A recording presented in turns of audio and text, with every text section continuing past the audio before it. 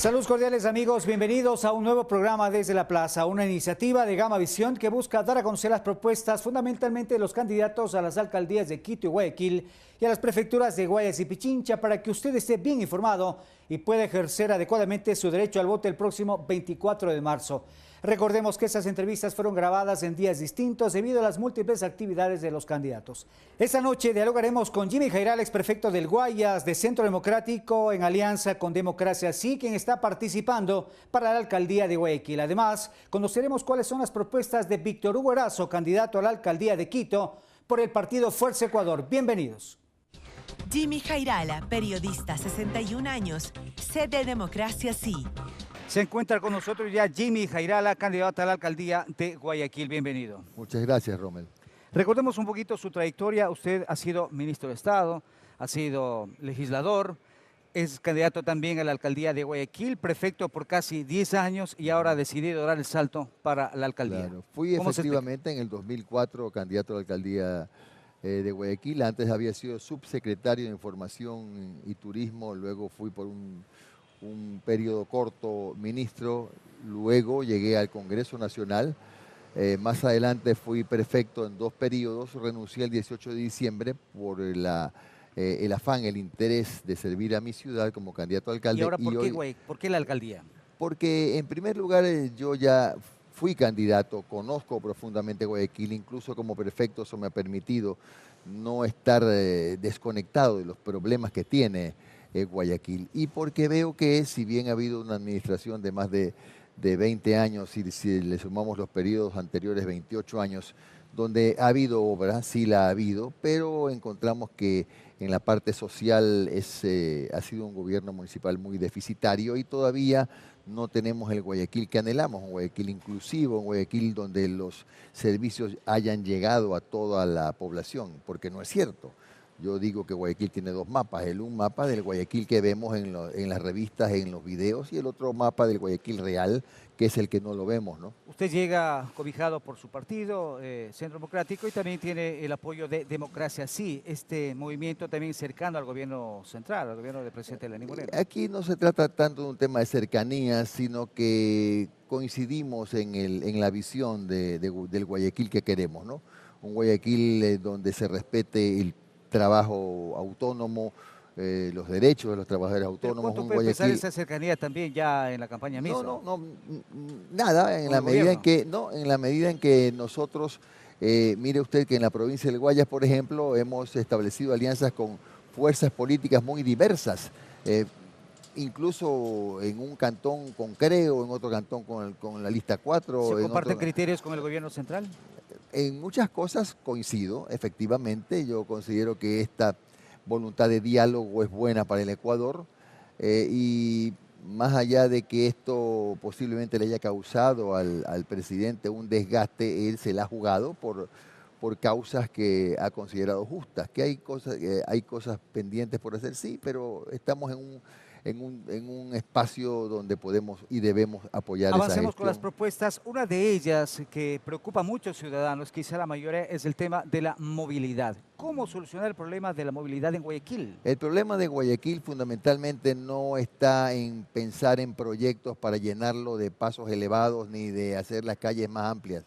El problema de Guayaquil es ver cómo hacemos para que menos carros ingresen, por ejemplo, al centro. Al centro entran todos los días alrededor de 200.000 vehículos y tenemos 5.800 espacios de parqueos públicos. Se soluciona con un transporte público adecuado, moderno, no contaminante, eléctrico, que pueda integrar. No funciona. Si hubiera funcionado ya tendríamos las 7 estaciones y únicamente tenemos 3. Hay que reemplazar ese transporte de la metrovía paulatinamente por un transporte, como le digo, moderno. ¿Para qué? Para que si usted vive, digámoslo así, en Durán o en la vía San Borondón o en el sector de la Aurora, pueda venir en el transporte público y no en su carro. ¿Cuál podría ser ese nuevo medio de transporte? Es ese transporte no contaminante, que además, aunque es de superficie, sí tenemos claro que puede que no sea la solución global. Más adelante hay que pensar, No un tren de superficie, un transporte de superficie, digo, que es el vehículo moderno. Pero podemos pensar más adelante. ¿Un metro aéreo, dice? Ese es otro, exacto. A eso tenemos que llegar, al metro aéreo. ¿Cuánto puede costar un metro aéreo para Guayaquil? Mire, lo primero que tenemos que hacer es el estudio de prefactibilidad y factibilidad, a ver si es sostenible y si es medianamente rentable para que se interesen firmas internacionales. Me parece que sí, porque en Colombia hoy, en Bogotá, están a punto de licitar y hay 26 oferentes. De modo que ese es un mensaje, ¿no? Quiere decir que seguramente sí es un sistema que puede funcionar, sí. ¿No sería demagógico esto? No es demagógico, porque lo que primero que he dicho con mucha responsabilidad es que lo que haremos es arrancar de un estudio. El estudio nos dirá si efectivamente vamos a hacerlo, por supuesto. Vamos a escuchar algunas de las inquietudes de la ciudadanía recogidas en las calles de Guayaquil. Señor candidato, ¿qué opina usted del comercio informal y de la Policía Metropolitana de Guayaquil?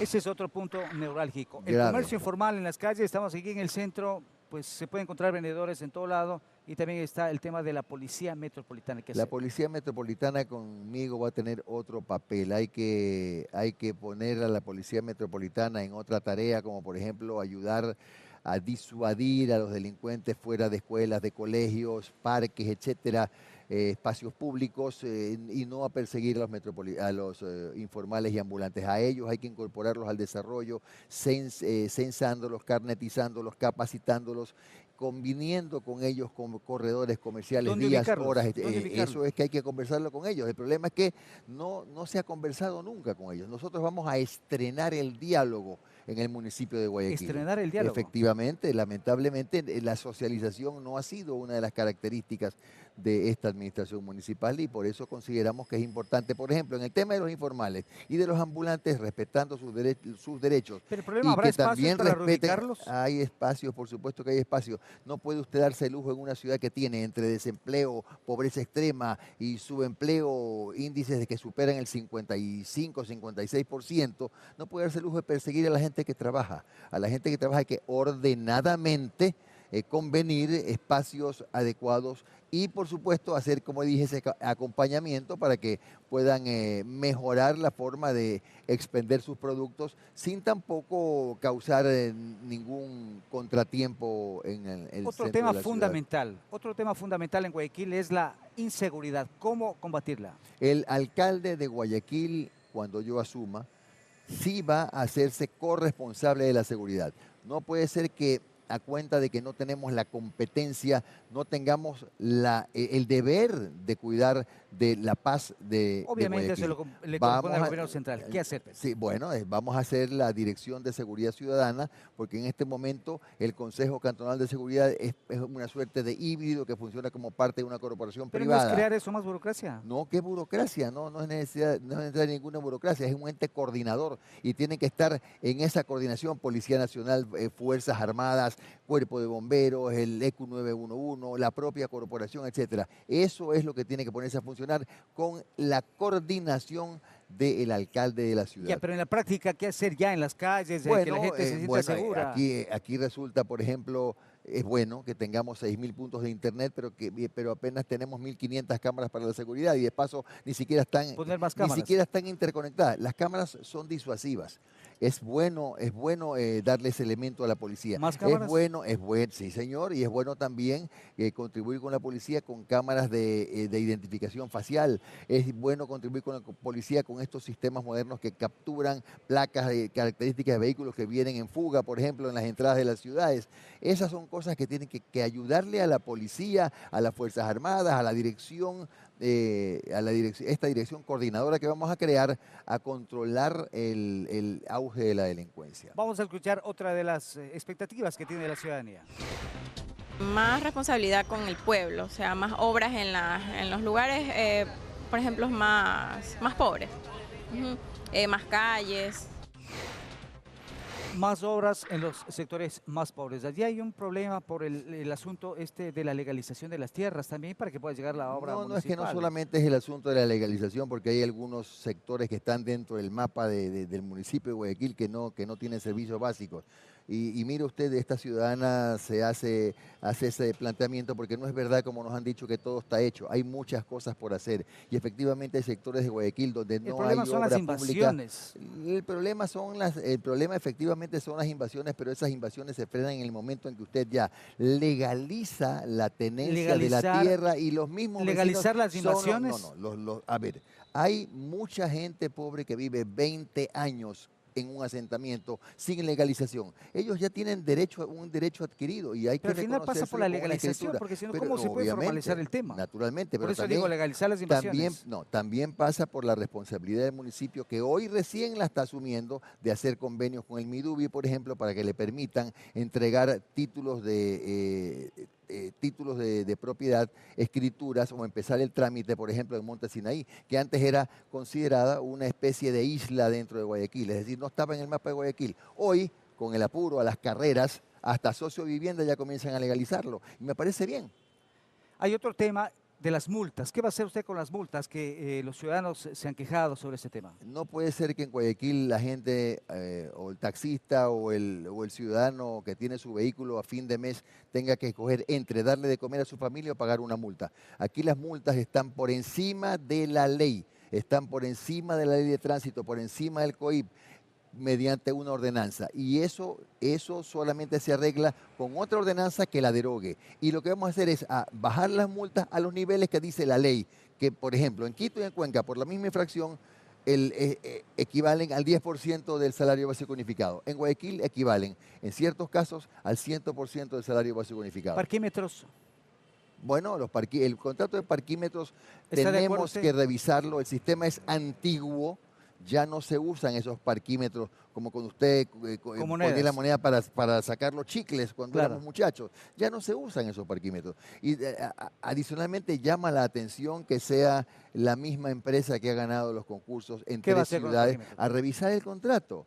Tenemos que revisar el contrato, tenemos que socializarlo. No se socializan las obras, las gestiones municipales. ¿Espacios de control para el estacionamiento? Probablemente sí, pero yo me pregunto si se hizo una socialización para saber si los vecinos están de acuerdo, si es bueno, si es malo. Ese es el problema. Aquí muchas obras se imponen. Cuando, por ejemplo, usted le hacen una obra de regeneración urbana en su barrio, no le preguntan si usted está de acuerdo. No le dicen cuánto va a tener que pagar en los próximos 7 años. Simplemente le construyen. Y usted es el vecino, y usted es el contribuyente, pero simplemente se encuentra con la sorpresa en la planilla. Gracias a Jimmy Jairala, candidato a la alcaldía de Guayaquil. Una pausa y regresamos.